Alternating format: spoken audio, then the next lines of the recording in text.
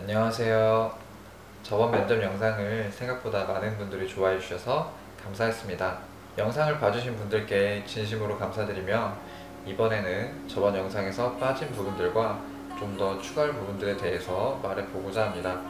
저번 영상에서 공무원의 덕목 중 청렴에 대한 내용을 빼먹었었는데 실제로 공직사회에서 청렴은 굉장히 중요한 논점 중에 하나입니다. 이 청렴이란 거는 여러 가지 내용과 관련이 되어 있는데 김영란법이나 겸직 허가 등 금액적인 부분부터 공직에 대한 자세까지 되게 다양하게 연결될 수 있습니다. 그렇기 때문에 면접에서도 다양하게 물어보기 좋은 주제입니다. 예를 들어 공무원의 청렴이란 무엇이라고 생각하는가? 라는 포괄적인 질문에서부터 상사 혹은 동료 직원이 업체로부터 대가를 받는 등의 그런 부정행위를 보았을 때 어떻게 대응할 것인가 라는 구체적인 상황 질문까지도 받을 수 있습니다. 그렇기 때문에 청렴에 대해 자신만의 기준을 세워놓는 것이 좋습니다. 지금부터 다음 답변들은 저의 개인적인 생각이므로 참고만 해주시면 감사하겠습니다. 우선 청렴이 무엇이라고 생각하는가 라는 질문이 나올 수 있습니다. 이에 대한 저의 답변은 공무원에게 청렴이란 업무의 기준이라고 생각합니다. 어떤 업무를 하던 기준이 없으면 합리적인 판단을 내리기가 어렵고 외부의 압력이나 내부적인 갈등 속에서 버티기 어렵습니다. 공무원에게는 공익과 청렴이 그 기준이 되어야 한다고 생각합니다. 만약 청렴이라는 기준이 없다면 언제든지 나타날 수 있는 현실적인 유혹에 빠지거나 책임을 다해야 하는 일에 소홀할 수 있다고 생각합니다. 그리고 좀 더 구체적으로 나오는 질문인 동료 또는 상사의 부정행위를 보게 될 경우 어떻게 대처하겠는가? 라는 질문에는 동료 또는 상사의 부정행위를 보게 될 경우 당사자에게 직접적으로 기회를 주고 싶습니다. 외부에 알리거나 내부적으로 고발하기보단 자신의 행위에 대해서 다시 한번 생각해보고 옳은 선택을 내리길 바란다고 말해주고 싶습니다. 공직사회도 조직이고 저 역시 구성원으로서 살아남아야 합니다. 그런데 외부적으로 고발을 하는 것은 신념에 맞는 선택이지만 저를 지키지는 못하는 선택입니다. 이상적으로는 공익을 달성하지만 현실적으로는 개인이 감당하기 어려운 결과입니다.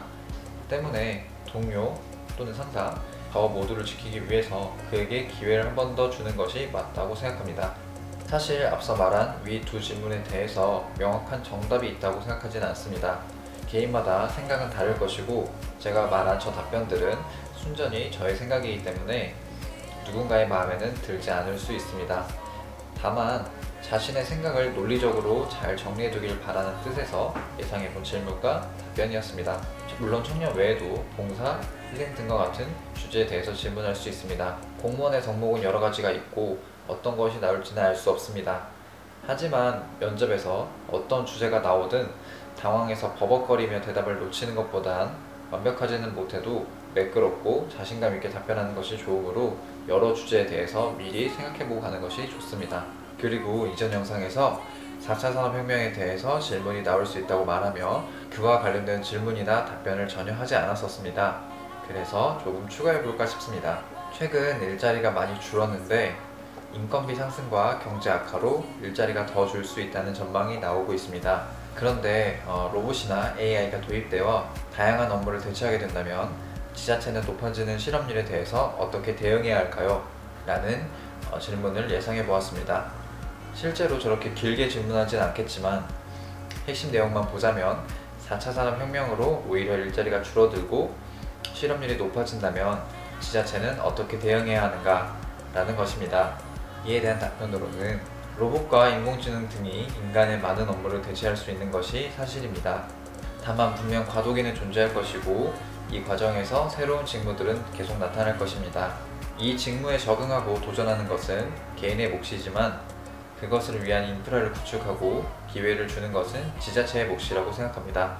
실제로 최근 각 지자체에서는 드론 전문가 양성, 산업기술 강의 등 구직자들의 실력을 향상시키기 위한 교육을 많이 진행하고 있습니다. 때문에 지자체에서 실업률 정책을 세운다면 4차 산업혁명에서 발생하는 다양한 직무에 대응하는 교육 인프라를 형성하고 교육의 질을 높여 실제로 취업과 연계될 수 있도록 준비하는 것이 좋을 것 같습니다.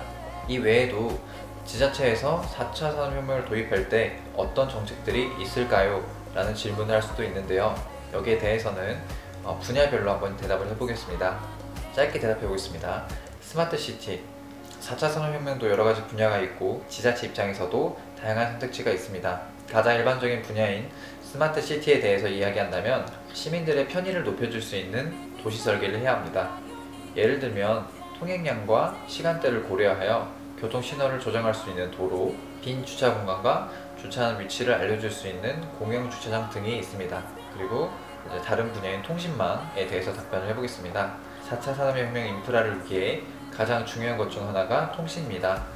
최근 5G가 상용화됐지만 품질이 낮거나 통신 범위가 너무 좁아서 문제가 되고 있습니다. 통신은 물론 통신사의 일이지만 공익을 위해 지자체에서 나서서 주도하는 것도 좋습니다.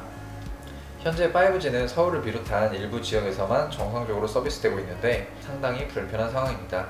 4차 산업혁명은 통신이 기반돼야 인프라가 정상적으로 작동할 수 있으므로 가장 먼저 구축해야 할 부분이라고 생각합니다. AI는 지자체 정책 전반에 적용할 수 있습니다.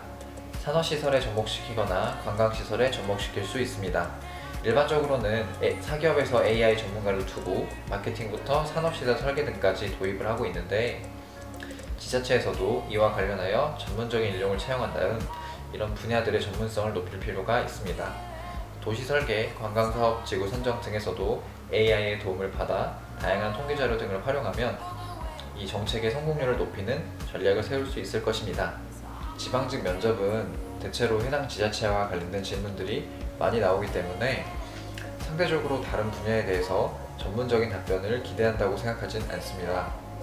면접관들이 원하는 것은 전문적이고 정확한 답변이라기보단 이 면접자들의 생각을 보는 것이기 때문에 면접자들은 자신의 생각을 얼마나 일관성 있게 그리고 논리적으로 설명하느냐가 중요할 것입니다.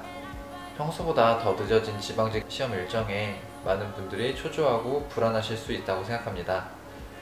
면접이란 것이 지나치게 부담을 가지면 아무런 생각이 들지 않고 어려운 질문도 아닌데 버벅거리게 됩니다. 그러므로 조금은 마음을 편하게 가지고 평소 본인이 생각해오는 것들을 정리해서 말한다는 생각으로 잘 답변하셨으면 좋겠습니다. 감사합니다.